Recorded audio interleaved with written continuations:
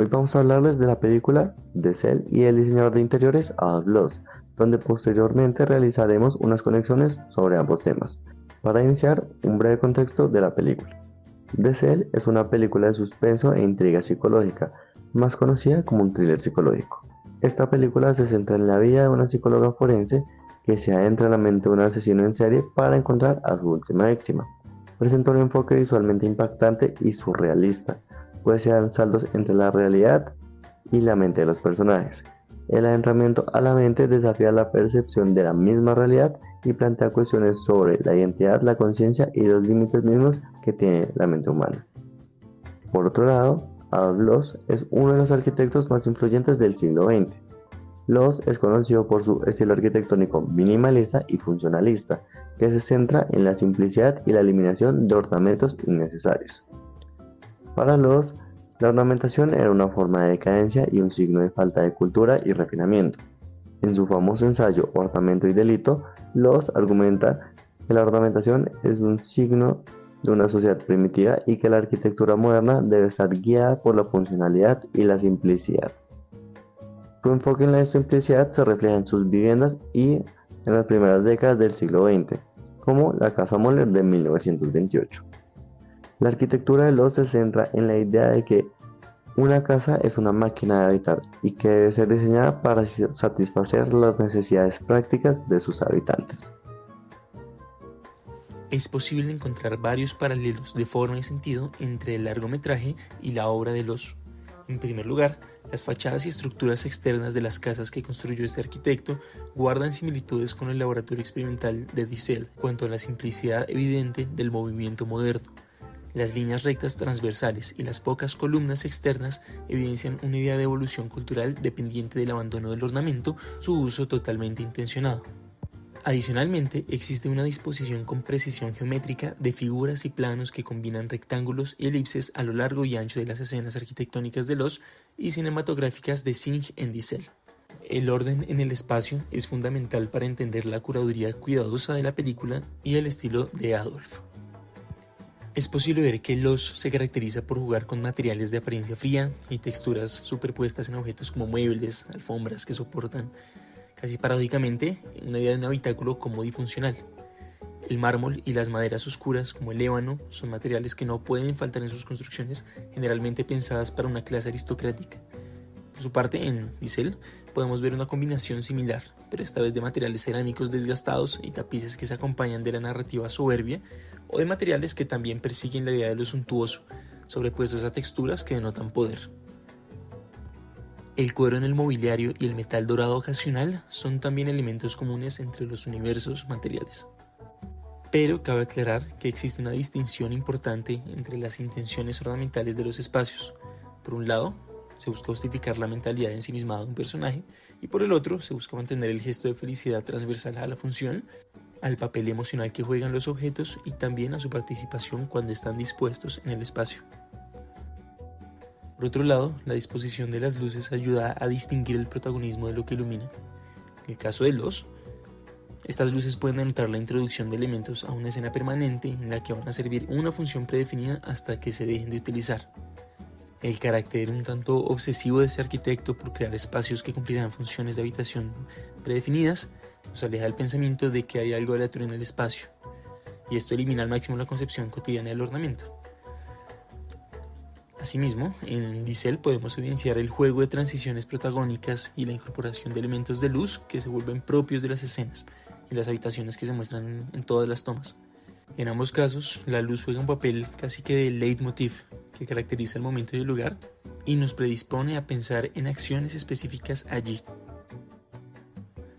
Otro punto importante es que, a diferencia de otros arquitectos que le dan un papel primario a la naturaleza y a las posibilidades del orgánico, Loss solo permite la presencia de plantas cuando puede controlar su forma y dispersión. En sus interiores existen gestos de elegancia e invitación a la comunión mediante el uso de ramos o materas que están muy limitadas, y en el exterior son populares formas vegetales no mucho más grandes ni mucho más numerosas.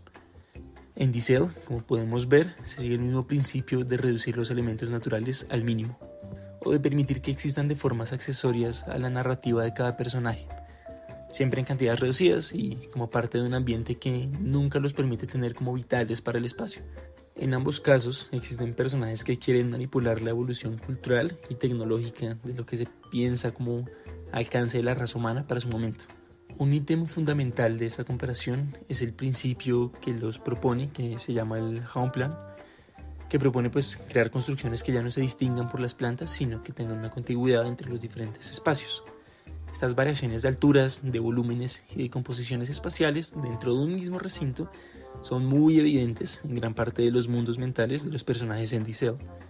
Y esto permite asumir que cuando se pierde esta concepción tradicional del espacio, cuando se elimina la posibilidad de reconocimiento de la contigüidad de un mismo habitáculo, la mente cambia de pareceres y se entra un flujo del cuerpo por el medio, que es justamente esta premisa que utiliza fuertemente Loos.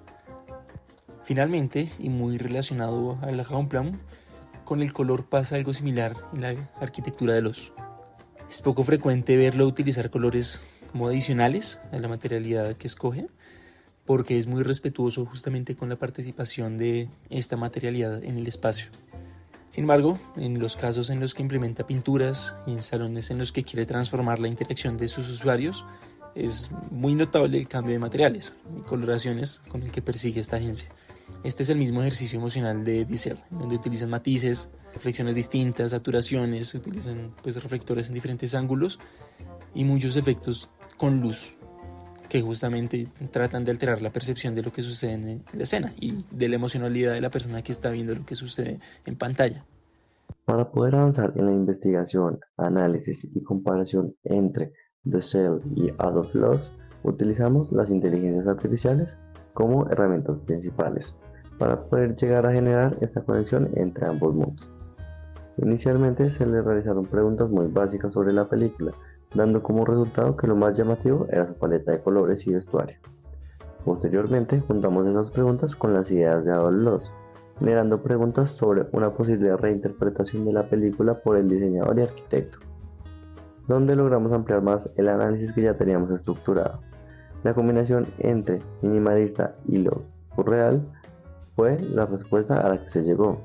Sin embargo, al analizar uno de los textos del diseñador, pudimos llegar a concluir que el orden y la justificación de los objetos que se pueden mostrar en un entorno pueden variar la perspectiva de la persona, causando un viaje interno que lleve a cuestionarse sobre lo irreal en el mundo real. Esta misma idea puede ser desarrollada con el uso de iluminación, líneas, formas, texturas, materiales que el diseñador brinda como sus ideas de estilo. Igualmente, logramos comparar las ideas que nos brinda la inteligencia artificial con las fuentes primarias, llegando al punto de que el simbolismo y la dualidad son aspectos esenciales que se pueden dar por el cruce entre las ideas de la película y las ideas de Adolf Loos. Sin embargo, aunque Loos argumenta que los ornamentos son innecesarios, el uso de estos es vital en cualquier tipo de construcción que se llegue a realizar, pues como se puede apreciar en la mente, cada objeto tiene un significado y un objetivo, igual que los ornamentos que se tienen en un espacio. Esa idea de Loos es de las más importantes, pues el uso de ornamentos justificados específicamente para estar dispuestos en un sitio puede alterar la manera en que las personas interactúan con un espacio específico. Finalmente, como conclusiones, tenemos que, en primer lugar, la luz se destaca como un recurso en The Cell y en los proyectos de Loos. En la intervención del espacio logra otorgarle fuerza a la atmósfera creada por estos materiales y logra generar un recorrido planeado para definir un comportamiento. Entre más claro o oscuro, define una energía mayor o una privacidad más definida y optimizada. En segundo lugar, en ambos paralelos aparece un diálogo del ornamento y las decisiones conscientes, de Loos y de Cell. Para Loos, el ornamento es delito por no cumplir un propósito específico y no ser parte de una distribución cuidadosa de su ubicación. Mientras tanto, en The Cell siempre podemos observar la escenografía que puede bordear los límites del absurdo o irreal, pero que realmente son seleccionados para contar una historia específica y finalmente estar muy pensados dedicadamente. En tercer lugar, en su materialidad y con relación a The Cell, los sueños manifiestan una realidad surrealista. Son escenarios que rompen con la disposición habitual de la realidad geométrica, organizada y controlada. Sin embargo, Su relación con la arquitectura de Lost se halla en su razón de existir, pues ambos escenarios existen hasta el mínimo detalle para cumplir una intención. Los sueños no suceden por ninguna razón libre, todo es con un objetivo de transmitir un mensaje. De la misma manera, son estos escenarios de Lost en su arquitectura de cumplir hasta el mínimo detalle para cumplir una intención. Y ya en último lugar, el color cuenta una historia propia al guiar al cerebro de forma inconsciente en este recorrido de la mano de la psicología del individuo.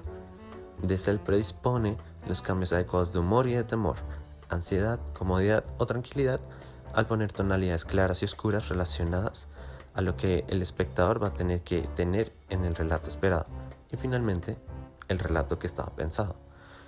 Los genera este mismo sentimiento al unir una paleta de color específica y conectarla con el cambio de luz y su relación material con las funciones del espacio.